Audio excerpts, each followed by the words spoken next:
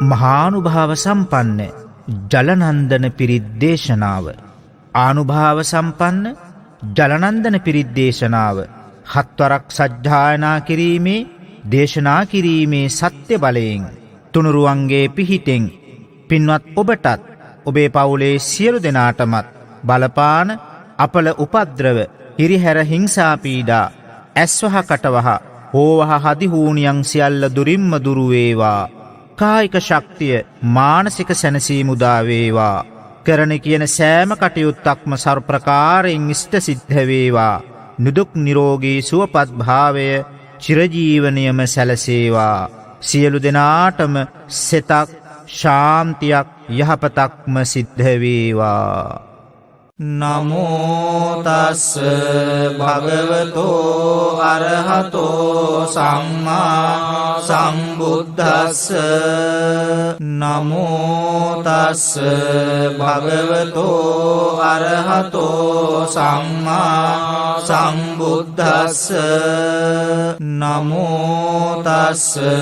භගවතෝ අරහතෝ සම්මා සම්බුද්දස්ස. චතුවිසති බුද්ධෝති යෝ භවිස්සති උත්තමං පාරමී බලයුත්තේහි ජලනන්දන මුත්තමං අනුමානී ජලං තීරේ උත්තමං පත්ත චීවරේ පාරමීතේ ජලං හෝති සර්ව බන්ධන ඡේදනං ආනන්දෝති මහතේරං උත්තමං ධම්ම භණ්ඩකං යේන භික්ඛු මහතේරං සයනේ බන්ධන විද්වංසනං ඉතික්ඛ්‍රී ලෝක බුද්ධේහි යේන ධම්මානුභාවතෝ යන්ත්‍ර මන්ත්‍ර හරං කତ୍වා විනාසං බුද්ධානුභාවතෝ මුනින්දෝ හෝති නමෝ බුද්ධං මාරසේනාපහිජ්ජති දස කෝටි සහස්සානි සර්ව බන්ධන ඡේදනං පාරමිතා ගුණා හොන්ති සෝ භවිස්සති උත්තමං අනේක ජාති සංසාරං සහස්සං ධම්මානුභාවතෝ සයනෝ වා සහස්සානි උත්තමං ගුණ පුග්ගලං අසීතින් යේන සබ්බේපි සබ්බ සිද්ධි භවන්තු තේ අසීතින් දස තේජේන සර්ව භය විනාශනං සර්ව රෝග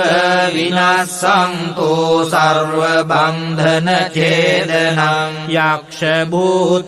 පිශාචාත්ම ග්‍රහ දෝෂ විනාශනං නමෝස්තුතේ බුද්ධ රාජ සර්ව දෝෂ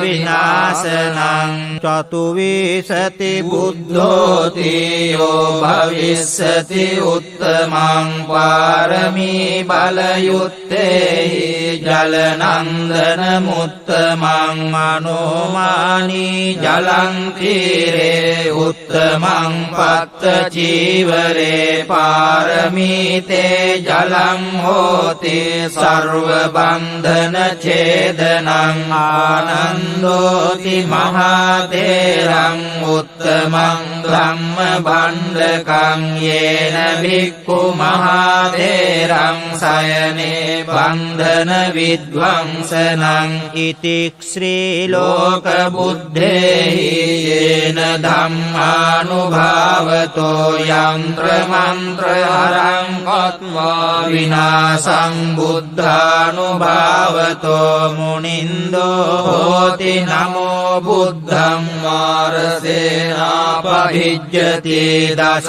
කෝටි සහස්සානි සර්ව බන්ධන ඡේදනං පාරමිතා ගුණා හොන්ති සෝ භවිස්සති උත්තමං අනේක ජාති සංසාරං සහස්සං ධම්මානුභාවතෝ භාවතෝ සයනෝ වා සහස්සානි උත්තමං ගුණ පුග්ගලං අසීතින් යේන සබ්බේපි සබ්බ සිද්ධි භවන්තු තේ අසීතින් දස තේජේන සර්ව භය විනාශනං සර්ව රෝග විනාශන්තු සර්ව බන්ධන ඡේදනං යක්ෂ භූත පිශාචාත්ම ග්‍රහ දෝෂ විනාශනං නමෝස්තු තේ බුද්ධ රාජ සර්ව දෝෂ විනාශනං චතුවිසති බුද්ධෝති යෝ භවිස්සති උත්තමං පාරමී බලයුත්තේහි ජලනන්දන මුත්තමං මනෝමානී ජලං තීරේ උත්තමං පත්ත චීවරේ පාරමීතේ ජලං හෝති සර්ව බන්ධන ඡේදනං ආනන්දෝති මහතේරං උත්තමං ධම්ම භණ්ඩකං යේන භික්ඛු මහතේරං සයනේ බන්ධන විද්වංසනං ඉතික්ඛ්‍රී ලෝක බුද්ධේහි යේන ධම්මානුභාවතෝ යන්ත්‍ර මන්ත්‍ර හරං කତ୍වා විනාසං බුද්ධානුභාවතෝ මුනින්දෝ හෝති නමෝ බුද්ධං මාරසේනාපහිජ්ජති දස කෝටි සහස්සානි සර්ව බන්ධන ඡේදනං පාරමිතා ගුණා හොන්ති සෝ භවිස්සති උත්තමං අනේක ජාති සංසාරං සහස්සං ධම්මානුභාවතෝ සයනෝ වා සහස්සානි උත්තමං ගුණ පුග්ගලං අසීතින් යේන සබ්බේපි සබ්බ සිද්ධි භවන්තු තේ අසීතින් දස තේජේන සර්ව භය විනාශනං සර්ව රෝග විනාශන්තු සර්ව බන්ධන ඡේදනං යක්ෂ භූත පිශාචාත්ම ග්‍රහ දෝෂ විනාශනං නමෝස්තු තේ බුද්ධ රාජ සර්ව දෝෂ විනාශනං චතුවිසති බුද්ධෝති යෝ භවිස්සති උත්තමං පාරමී බලයුත්තේහි ජලනන්දන මුත්තමං මනෝමානී ජලං තීරේ උත්තමං පත්ත චීවරේ පාරමීතේ ජලං හෝති සර්ව බන්ධන ඡේදනං ආනන්දෝති මහතේරං උත්තමං ධම්ම භණ්ඩකං යේන භික්ඛු මහතේරං සයනේ බන්ධන විද්වංසනං ඉතික්ඛ්‍රී ලෝක බුද්ධේහි යේන ධම්මානුභාවතෝ යන්ත්‍ර මන්ත්‍ර හරං කତ୍වා විනාසං බුද්ධානුභාවතෝ මුනින්දෝ හෝති නමෝ බුද්ධං මාරසේනාපහිජ්ජති දස කෝටි සහස්සානි සර්ව බන්ධන ඡේදනං පාරමිතා ගුණා හොන්ති සෝ භවිස්සති උත්තමං අනේක ජාති සංසාරං සහස්සං ධම්මානුභාවතෝ සයනෝ වා සහස්සානි උත්තමං ගුණ පුග්ගලං අසීතින් යේන සබ්බේපි සබ්බ සිද්ධි භවන්තු තේ අසීතින් දස තේජේන සර්ව භය විනාශනං සර්ව රෝග විනාශන්තු සර්ව බන්ධන ඡේදනං යක්ෂ භූත පිශාචාත්ම ග්‍රහ දෝෂ විනාශනං නමෝස්තු ते බුද්ධරාජ සර්වදෝෂ විනාශනං චතුවිසති බුද්ධෝති යෝ භවිස්සති උත්තමං පාරමී බලයුත්තේහි ජලනන්දන මුත්තමං මනෝමානී ජලං තීරේ උත්තමං පත්ත චීවරේ පාරමීතේ ජලං හෝති සර්ව බන්ධන ඡේදනං ආනන්දෝති මහතේරං උත්තමං ධම්ම භණ්ඩකං යේන භික්ඛු මහතේරං සයනේ බන්ධන විද්වංසනං ඉතික්ඛ්‍රී ලෝක බුද්ධේහි යේන ධම්මානුභාවතෝ යන්ත්‍ර මන්ත්‍ර හරං කତ୍වා විනාසං බුද්ධානුභාවතෝ මුනින්දෝ හෝති නමෝ බුද්ධං මාරසේනාපහිජ්ජති දස කෝටි සහස්සානි සර්ව බන්ධන ඡේදනං පාරමිතා ගුණා හොන්ති සෝ භවිස්සති උත්තමං අනේක ජාති සංසාරං සහස්සං ධම්මානුභාවතෝ සයනෝ වා සහස්සානි උත්තමං ගුණ පුග්ගලං අසීතින් යේන සබ්බේපි සබ්බ සිද්ධි භවන්තු තේ අසීතින් දස තේජේන සර්ව භය විනාශනං සර්ව රෝග විනාශන්තු සර්ව බන්ධන ඡේදනං යක්ෂ භූත පිශාචාත්ම ග්‍රහ දෝෂ විනාශනං නමෝස්තු තේ බුද්ධරාජ සර්ව දෝෂ විනාශනං චතුවිසති බුද්ධෝති යෝ භවිස්සති උත්තමං පාරමී බලයුත්තේහි ජලනන්දන මුත්තමං මනෝමානී ජලං තීරේ උත්තමං පත්ත චීවරේ පාරමීතේ ජලං හෝති සර්ව බන්ධන ඡේදනං ආනන්දෝති මහතේරං උත්තමං ධම්ම භණ්ඩකං යේන භික්ඛු මහතේරං සයනේ බන්ධන විද්වංසනං ඉතික්ඛ්‍රී ලෝක බුද්ධේහි යේන ධම්මානුභාවතෝ යන්ත්‍ර මන්ත්‍ර හරං කତ୍වා විනාසං බුද්ධානුභාවතෝ මුනින්දෝ හෝති නමෝ බුද්ධං මාරසේනාපහිජ්ජති දස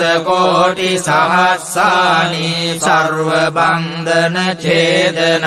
පාරමිතා ගුණා හොන්ති සෝ භවිස්සති උත්තමං අනේක ජාති සංසාරං සහස්සං ධම්මානුභාවතෝ සයනෝ වා සහස්සානි උත්තමං ගුණ පුග්ගලං අසීතින් යේන සබ්බේපි සබ්බ සිද්ධි භවන්තු තේ අසීතින් දස තේජේන සර්ව භය විනාශනං සර්ව රෝග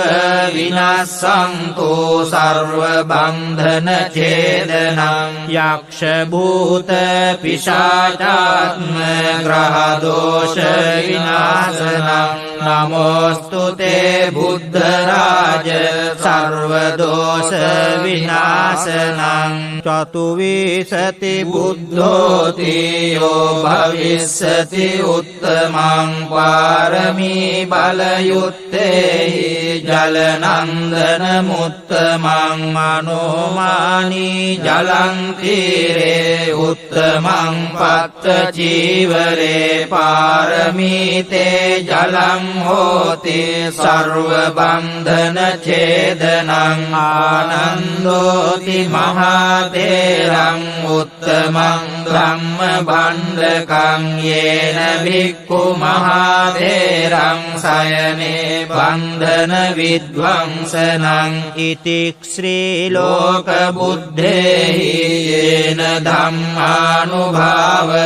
යන්ත්‍ර මන්ත්‍ර හරං කତ୍වා විනාසං බුද්ධානුභාවතෝ මුනින්දෝ හෝති නමෝ බුද්ධං මාරසේනාපහිජ්ජති දසකෝටි සහස්සානි සර්ව බන්ධන ඡේදනං පාරමිතා ගුණා හොන්ති සෝ භවිස්සති උත්තමං අනේක ජාති සංසාරං සහස්සං ධම්මානුභාවතෝ සයනෝ වා සහස්සානි උත්තමං ගුණ පුග්ගලං අසීතින් යේන සබ්බේපි සබ්බ සිද්ධි භවන්තු තේ අසීතින් දස තේජේන සර්ව භය විනාශනං සර්ව රෝග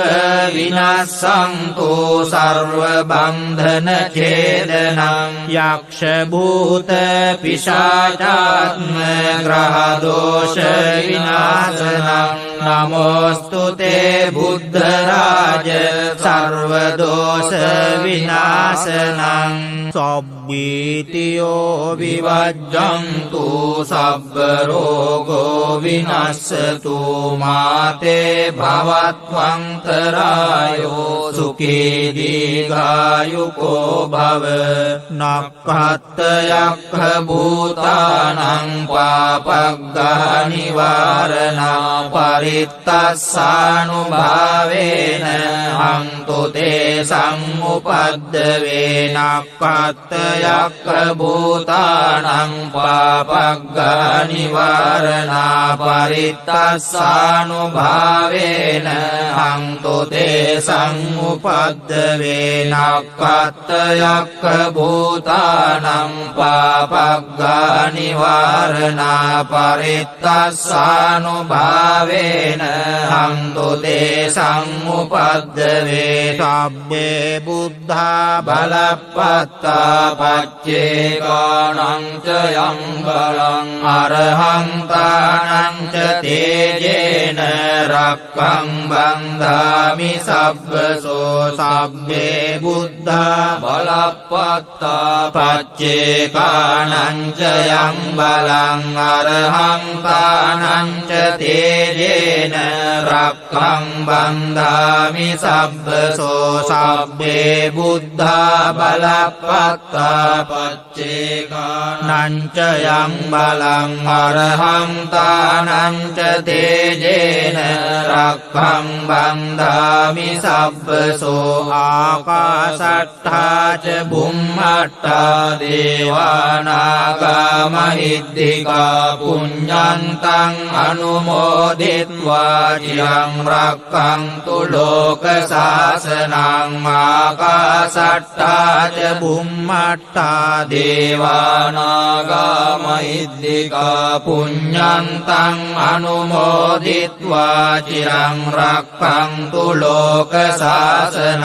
ආකාශට්ඨා ච බුම්මට්ඨා දේවානාගා මහිද්దికා පුඤ්ඤන්තං අනුමෝදිත්වා චිරං රක්ඛන්තු ලෝක සාසනං දේවෝ වස්සතු කාලේන සස්ස සම්පත්ති හේතු ච